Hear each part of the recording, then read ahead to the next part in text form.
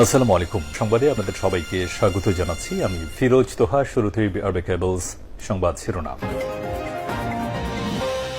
বাংলাদেশের সর্বশেষ গুরুত্বপূর্ণ আপডেট সংবাদে আপনাকে স্বাগত। শুরুতেই সংবাদ শিরোনাম, এরপর বিস্তারিত। শুরুতেই জানিয়ে দিব, রিজার্ভ নামলো 20 বিলিয়ন ডলারের নিচে। দেশে ডলারের সংকট এখনো কাটেনি, ফলে বাংলাদেশ ব্যাংকে বৈদেশিক মুদ্রা রিজার্ভ কমে আবারও 20 বিলিয়ন মার্কিন ডলারের নিচে নেমেছে। বাংলাদেশ ব্যাংকের হালনাগাদ প্রতিবেদনে এই তথ্য জানা গেছে। এরপর জানিয়ে দিব, গণতন্ত্রের উত্তরণের সহজ পথ নির্বাচিত সরকার, বললেন দুদু।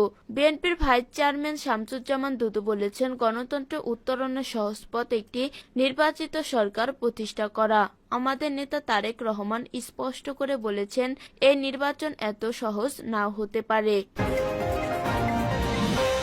এদিকে রাবিতে ছাত্র শিবিরের বিক্ষোভ। রাজশাহী বিশ্ববিদ্যালয়ের রাবি পবিত্র কোরআন পোড়ানোর ঘটনায় এখনো দোষীদের চিহ্নিত না করার প্রতিবাদে বিক্ষোভ করেছে বাংলাদেশ ইসলামী ছাত্র শিবির। এরপর জানিয়ে দিব, সারা দেশে বৈঠক ডেকেছে বৈষম্য বিরোধী ছাত্র আন্দোলন। সারা দেশের সব বিভাগীয় প্রতিনিধিদের নিয়ে বৈঠক ডেকেছে বৈষম্য বিরোধী ছাত্র আন্দোলন। এ সময় সব বিভাগীয় প্রতিনিধিদের নির্ধারিত সময়ে উপস্থিত থাকার জন্য অনুরোধ করা হয়েছে। এদিকে ৩,০০০ কোটি টাকার ইসলামী বন্ড ছাড়বে বাংলাদেশ ব্যাংক। দেশের বাজারে শিগগিরই ৩,০০০ কোটি টাকার ইসলামী বন্ড বা সুকুক ছাড়ার ঘোষণা দিয়েছে বাংলাদেশ ব্যাংক। আগামী মার্চ মাসে একটি সামাজিক প্রকল্পের বিপরীতে এই সুকুক ইস্যু করা হবে। বৃহস্পতিবার ২৩শে জানুয়ারি এক সংবাদ বিজ্ঞপ্তিতে এই তথ্য জানিয়েছে কেন্দ্রীয় ব্যাংক। এবং সর্বশেষ জানিয়ে দিব, ২৪শে জানুয়ারিকে স্মরণ করলেন তারেক রহমান। ১৯৬৯ সালের ২৪শে জানুয়ারি জাতীয় ইতিহাসে এক অবিস্মরণীয় দিন বলে জানিয়েছে বিএনপির ভারপ্রাপ্ত চেয়ারম্যান তারেক রহমান। বৃহস্পতিবার ২৩শে জানুয়ারি বিকেল ঐতিহাসিক গণ অভ্যুত্থান দিবস উপলক্ষে ফেসবুকে নিজের ভেরিফাইড আইডিতে এক পোস্টে তিনি একথা বলেন। তারেক রহমান পোস্টে বলেন, ঐতিহাসিক গণ অভ্যুত্থান দিবস উপলক্ষে আমি ৬৯-এর গণ আন্দোলন সহ সব গণতান্ত্রিক আন্দোলনে আত্মদানকারী শহীদদের স্মৃতির প্রতি গভীর শ্রদ্ধা জানাই, তাদের রুহের মাগফিরাত কামনা করি। প্রিয় দর্শক, এতক্ষণ শুনছিলেন সংবাদ শিরোনাম, এরপর বিস্তারিত। তবে তার আগে বন্ধু, জানিয়ে দিন আপনি কোন স্থান থেকে আমাদের সংবাদটি দেখছেন এবং শুনছেন। জানিয়ে দিন এই সংবাদ সম্পর্কে আপনার মূল্যবান মতামত। আর বন্ধু, আপনি যদি আমাদের চ্যানেলে নতুন হয়ে থাকেন তাহলে ভিডিওটি দেখতে দেখতে চ্যানেলটি সাবস্ক্রাইব করে রাখুন, যাতে করে আমাদের পরবর্তী সংবাদগুলো সবার আগে আপনার কাছে পৌঁছে যায়। এবারে বিস্তারিত। রিজার্ভ নামলো ২৪ বিলিয়ন ডলারের নিচে। দেশে ডলারের সংকট এখনো কাটেনি, ফলে বাংলাদেশ ব্যাংকে বৈদেশিক মুদ্রা রিজার্ভ কমে আবারও ২ বিলিয়ন মার্কিন ডলারের নিচে নেমেছে। বাংলাদেশ ব্যাংকের হালনাগাদ প্রতিবেদনে এই তথ্য জানা গেছে। বাংলাদেশ ব্যাংকের তথ্য বলছে, ২২শে জানুয়ারি দেশের বৈদেশিক মুদ্রা গ্রস রিজার্ভ ২৫.২২১ বিলিয়ন ডলারে নেমে এসেছে। আন্তর্জাতিক মুদ্রা তহবিলের IMF-BM6 গণনার মান অনুযায়ী রিজার্ভ এখন ২০ বিলিয়ন ডলারের নিচে, অর্থাৎ ১৯.৯৪ বিলিয়ন ডলার। জানা গেছে ১৫ই জানুয়ারি BPM6 অনুযায়ী রিজার্ভ ছিল ২,০১৩ কোটি ডলার। ওই দিন মোট রিজার্ভের পরিমাণ ছিল ২,৫১৮ কোটি ডলার। সে হিসাবে গত ৬ দিনে BPM6 মান অনুযায়ী রিজার্ভ কমেছে ২০ কোটি ডলারে। এর বাইরে বাংলাদেশ ব্যাংকের নিট বা প্রকৃতি রিজার্ভের আরেকটি হিসাব রয়েছে, যা প্রকাশ করা হয় না। সংশ্লিষ্ট সূত্রে জানা গেছে, দেশের ব্যয়যোগ্য প্রকৃতি রিজার্ভ এখন ১৫ বিলিয়ন ডলারের কাছাকাছি আসে। প্রতি মাসে ৫ বিলিয়ন ডলার হিসেবে এই রিজার্ভ দিয়ে ৩ মাসের আমদানি ব্যয় মেটানো যাবে। সাধারণত একটি দেশের ন্যূনতম ৩ মাসের আমদানি খরচের সমান রিজার্ভ থাকতে হয়। বিগত আওয়ামী লীগ সরকারের সময় ব্যবহারযোগ্য রিজার্ভ ১৪ বিলিয়ন ডলারের নিচে নামে। সে সময় বৈদেশিক ঋণ ও বিভিন্ন বাণিজ্যিক ব্যাংকের কাছ থেকে ডলার কেনার মাধ্যমে রিজার্ভ বাড়ানো হয়।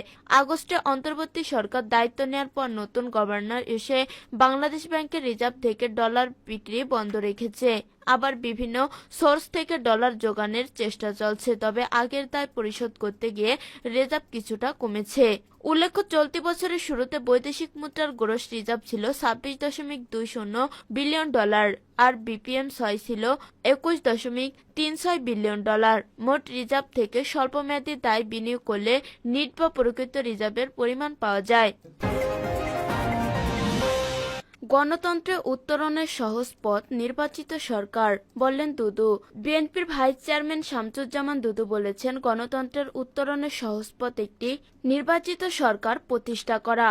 আমাদের নেতা তারেক রহমান স্পষ্ট করে বলেছেন, এই নির্বাচন এত সহজ নাও হতে পারে।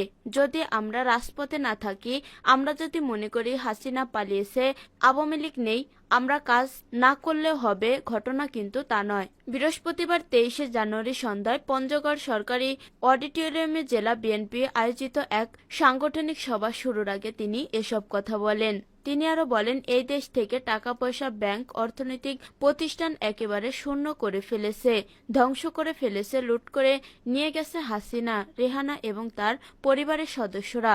এক কথায় তাদের পরিবার পুরোটা লুটপাট করে নিয়ে গেছে। আমাদের পার্শ্ববর্তী একটি দেশ তামাশার নির্বাচনকে সমর্থন করছে।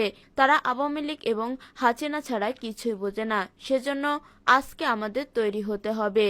জেলা বিএনপির আহ্বায়ক জাহিরুল ইসলাম কাচ্চুর সভাপতিত্বে সভায় কেন্দ্রীয় বিএনপি সাংগঠনিক সম্পাদক আসাদুল হাবিব তুলো, আন্তর্জাতিক বিষয়ক সম্পাদক ব্যারিস্টার নওশাদ জমির, পল্লী উন্নয়ন বিষয়ক সম্পাদক ও জেলা বিএনপি সদস্য সচিব ফরহাদ হোসেন আজাদ, অধ্যাপক আমিরুল ইসলাম, পৌর বিএনপির আহ্বায়ক তহিদুল ইসলাম সহ বিএনপি ও সহযোগী সংগঠনের নেতাকর্মীরা উপস্থিত ছিলেন। রাবিতে ছাত্র শিবিরের বিক্ষোভ। রাজশাহী বিশ্ববিদ্যালয় রাবি পবিত্র কোরআন পোড়ানোর ঘটনায় এখনো দোষীদের চিহ্নিত না করার প্রতিবাদে বিক্ষোভ করেছে বাংলাদেশ ইসলামী ছাত্র শিবির। বৃহস্পতিবার 23 জানুয়ারি মাগরিবের নামাজের পর বিশ্ববিদ্যালয়ের কেন্দ্রীয় মসজিদের সামনে থেকে বিক্ষোভ মিছিল বের করেন তারা।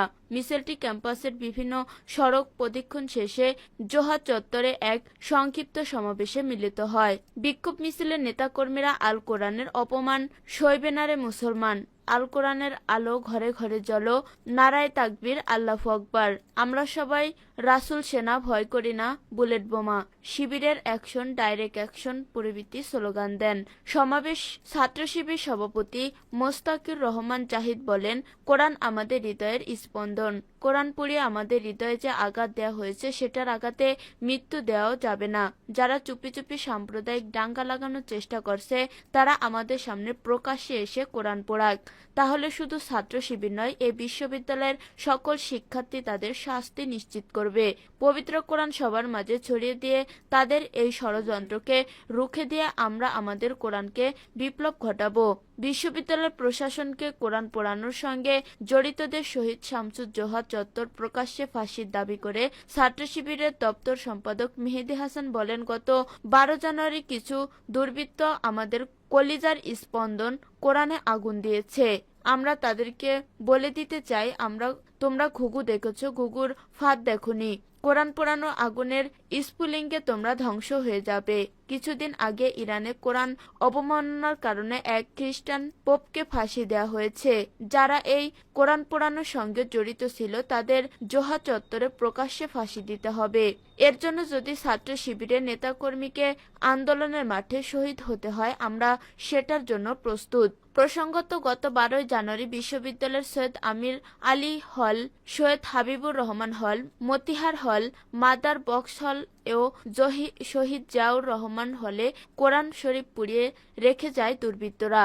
ওই দিন শহীদ জিয়াউর রহমান হলের দেয়ালে ভারতীয় জনতা পার্টির বিজেপি লোগো পদ্মফুলের ছবিও এঁকে রেখে যায় তারা। এরপর ঘটনা তদন্তে বিশ্ববিদ্যালয়ের উপাচার্য অধ্যাপক ফরিদ উদ্দিন খানকে আহ্বায়ক করে 9 সদস্য বিশিষ্ট একটি তদন্ত কমিটি গঠন করে বিশ্ববিদ্যালয় প্রশাসন। কমিটিটিকে 3 কার্যদিবসের মধ্যে প্রাথমিক প্রতিবেদন ও 7 কার্যদিবসের মধ্যে চূড়ান্ত প্রতিবেদন জমা দিতে বলা হয়। তবে নির্ধারিত সময় পার হলেও তদন্তের কোনো অগ্রগতি দেখা যায়নি। এই ঘটনার প্রতিবাদের আগেও মানববন্ধন, বিক্ষোভ মিছিল ও গণকোরআন বিতরণ করেছে শিবির ও দাওয়া কমিটি সহ। সারা দেশে বৈঠক ডেকেছে বৈষম্য বিরোধী ছাত্র আন্দোলন। সারা দেশের সব বিভাগীয় প্রতিনিধিদের নিয়ে বৈঠক ডেকেছে বৈষম্য বিরোধী ছাত্র আন্দোলন। এ সময় সব বিভাগীয় প্রতিনিধিদের নির্ধারিত সময়ে উপস্থিত থাকার জন্য অনুরোধ করা হয়েছে। বৃহস্পতিবার 23 জানুয়ারি বৈষম্য বিরোধী ছাত্র আন্দোলনের সেল সম্পাদক জাহিদ আহসানের সই করা এক বিজ্ঞপ্তিতে তথ্য জানানো হয়। বিজ্ঞপ্তিতে বলা হয়, বৈষম্য বিরোধী ছাত্র আন্দোলনের সাংগঠনিক কার্যক্রম গতিশীল করার লক্ষ্যে আগামীকাল 24/1/2025 দিনব্যাপী বিভাগীয় প্রতিনিধিদের নিয়ে বৈঠকের আয়োজন করা হয়েছে। বৈঠকের সময়সূচিতে বলা হয়, খুলনা বিভাগে সকাল 10টায়, সিলেট বিভাগে বেলা 11টায়, বরিশাল বিভাগ বেলা 3টায়, চট্টগ্রাম বিভাগে 2 বিকাল 4টা, ঢাকা বিভাগে বিকেল 5টা, চট্টগ্রাম বিভাগে 1 সন্ধ্যা 6টা, রাজশাহী বিভাগে সন্ধ্যা 7টা, রংপুর বিভাগে রাত 8টায় বৈঠক অনুষ্ঠিত হবে। অনিবার্য কারণবশত ময়মনসিংহ বিভাগের প্রতিনিধিদের সঙ্গে 25 জানুয়ারি বেলা 11টায় বৈঠক অনুষ্ঠিত হবে বলে জানায়। বিজ্ঞপ্তিতে সব বিভাগীয় প্রতিনিধিদের নির্ধারিত সময়ে উপস্থিত থাকার জন্য অনুরোধ করা হয়েছে।